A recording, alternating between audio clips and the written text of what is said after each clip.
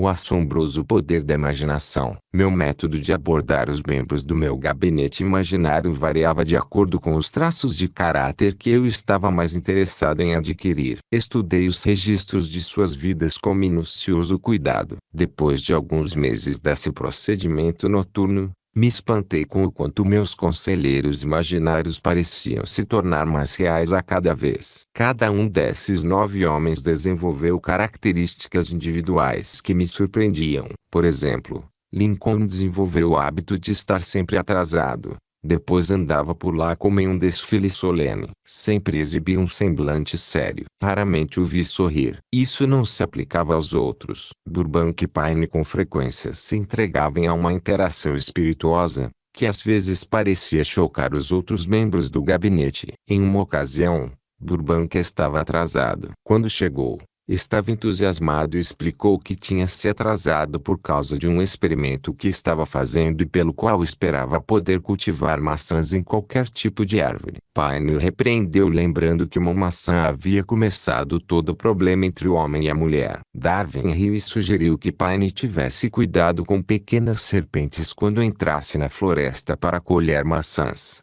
porque elas cresciam e se transformavam em grandes cobras. Emerson observou: sem serpentes, sem maçãs. E Napoleão comentou: sem maçãs, sem Estado. As reuniões tornaram-se tão realistas que fiquei com medo de suas consequências e as suspendi por vários meses. As experiências eram tão estranhas, que tive medo de continuar e perder de vista o fato de serem apenas uma experiência da minha imaginação. Ao escrever este livro, é a primeira vez que tenho coragem de falar nisso. Eu sabia, por minha própria atitude em relação a esses assuntos, que seria incompreendido se descrevesse minha experiência em comum. Hoje tenho coragem de colocar tudo no papel porque agora me preocupo menos com o que eles dizem do que me preocupava no passado. Os membros do meu gabinete podiam ser puramente ficcionais, e os encontros existiam apenas em minha imaginação, mas me levaram por caminhos gloriosos de aventura,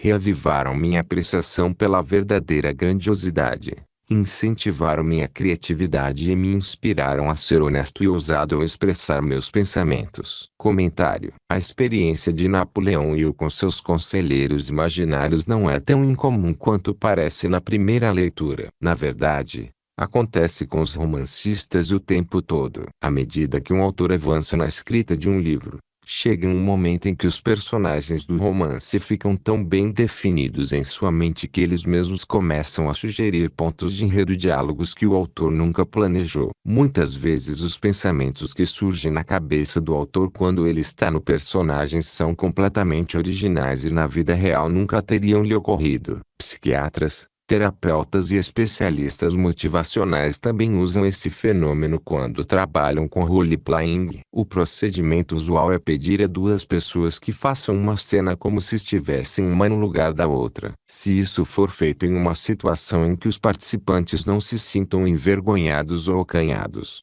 se deixem levar e realmente tentem se tornar a outra pessoa, os resultados podem ser impressionantes. Dependendo da fé com que você aborda a situação, pode ter não só a sensação geral do que a outra pessoa está passando, mas também insights, sentir de verdade o que ela sente e adquirir um entendimento real de suas reações ou motivações. Porque isso funciona é tão misterioso quanto porque você tem intuições. Pode ser simplesmente porque, quando sua imaginação cria um personagem, não dá a ele inibições, e, quando você pensa como personagem, sua mente fica menos restrita. Independentemente disso, o fato é que, usando a imaginação para se projetar em outros personagens, você pode se abrir para ideias a que normalmente não teria acesso, e pode usar esse fenômeno mental como uma das ferramentas que ajudarão a transformar seu desejo em sucesso.